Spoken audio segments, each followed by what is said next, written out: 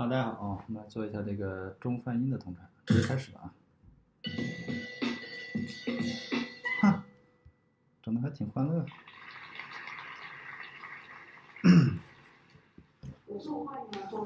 I'm the founder of Bank of Culture. We're a self-media focused on the Taiwan's traditional culture. So why we focused on the traditional culture, the story begins a couple of years ago. This is not my first startup. When I was a senior in college, me and my classmates, we started a youth hostel because we're students, so we don't have much money to do some fancy permanent fixtures. So we focused on the aesthetic, cultural fixtures.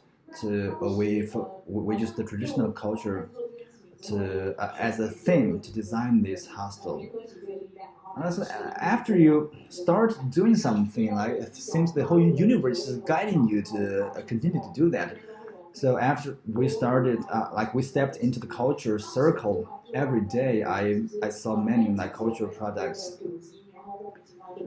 and in those years, there are many historical sites be burned every year. So I think this is so distressing, and we did some research. According to our survey, like that, in the past 5 years. In the 5 years, the historic sites be burned. The number of historic sites be burned is 10 times larger than the last 50 years. So actually, like the more people pay attention to this, it seems like more historical sites be burned. And another topic is language loss. There are many languages is disappearing, and some drama is disappearing. There's a story kind of impressed me because like during the Spring Festival, we decided to interview a master who is making. There's a master. Okay, so we decided to interview a master, but after the Spring Festival. But during the Spring Festival, the master just died. I was so sad about this, and this shocked me. Unfortunately, this master had children who is doing the same thing. But there are many old masters. If they die, their skills lost forever. So we found this. We realized the traditional culture was not being taken seriously in Taiwan. For example, the cultural budget is always insufficient. Every year, the culture budget is only 1.4% of the total budget, and this 1.4% need to be split into different divisions, like the movie, like music, or the fashion, or all those.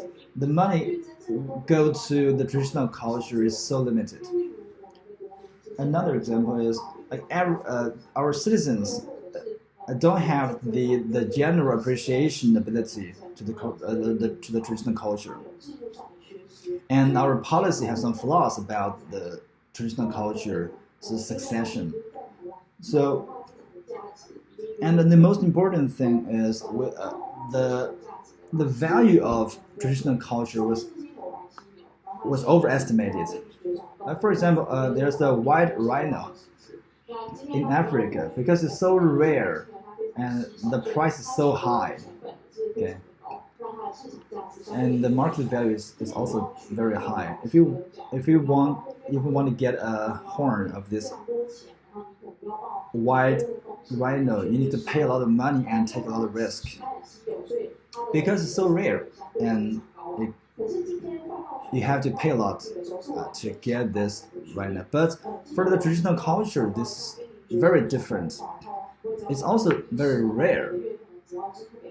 But for old master, you only have to pay him a small amount of money. He will happily continue in doing this stuff and teach students.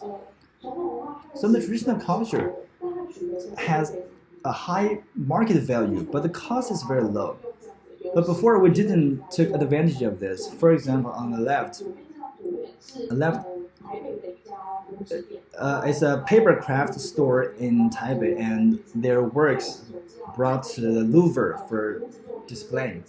Because we know the cost of this this paper crafts is at most like the 300,000 yuan, but all the artworks in Louvre at least like millions of dollars or even hundreds of millions of dollars.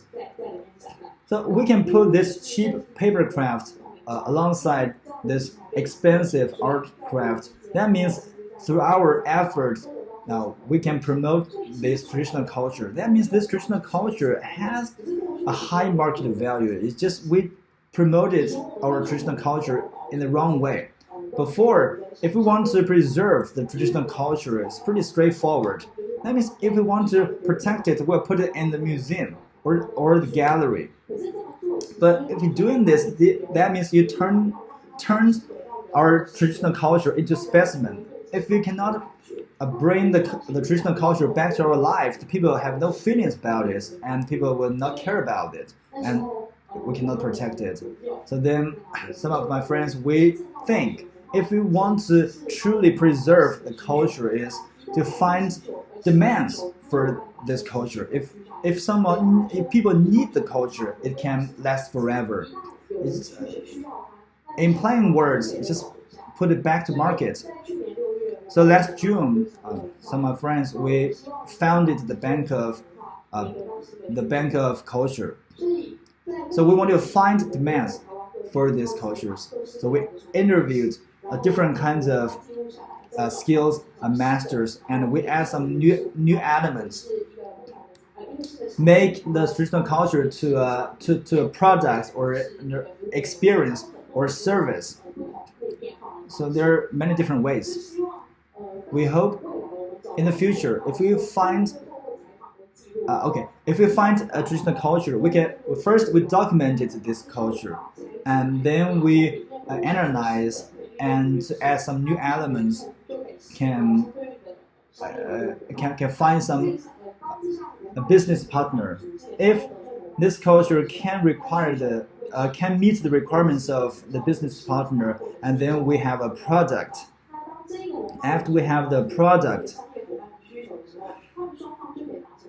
and then we have profit, and then we can spend the profits on those traditional cultures, and there's a loop there. So last year we interviewed 100 those traditional culture masters, and we did some projects. This is in Alishan. We work with a local, with an artist. He wanted, through our design, make his hostel become an outpost of the tribe. So he want us to put some tribe cultures in this hostel. So we bring some apples or some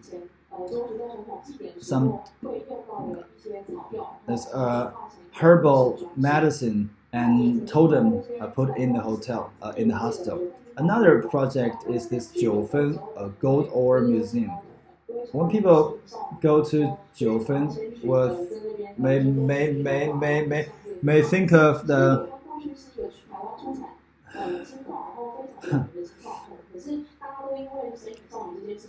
okay. The Jiufen actually is famous for its gold ore. This museum was founded by a man, by an old miner. After he retired, actually the gold ore, the mines were closed. But this old miner, spent all his pensions to bought all the ores and tools used in the mine and the cars and put it inside this museum. Actually, this museum, they have a lot of tools, a lot of documents, and the introduction, the Jiufen gold ore culture. But because they are so old, they cannot continue doing this. So in August, we helped them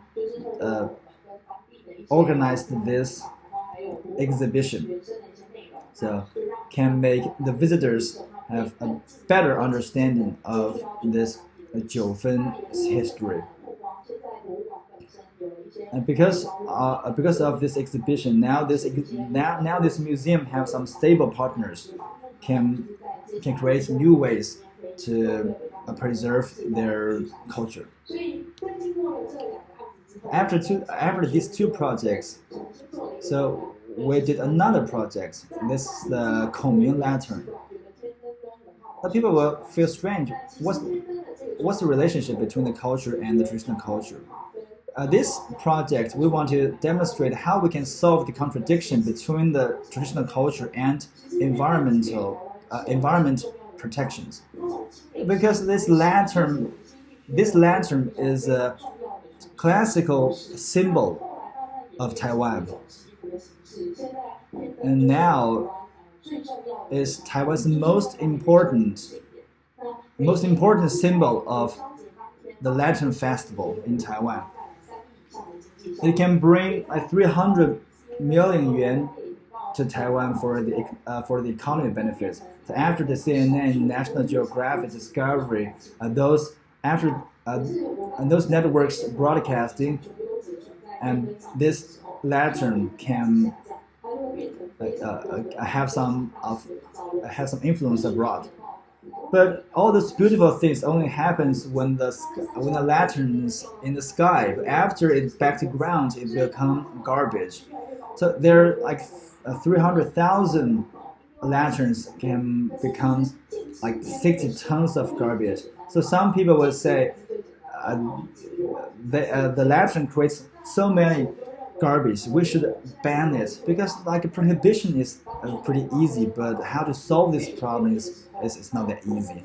So I know after people after the environmental awareness becomes higher and higher, it's very likely that this lantern will be banned.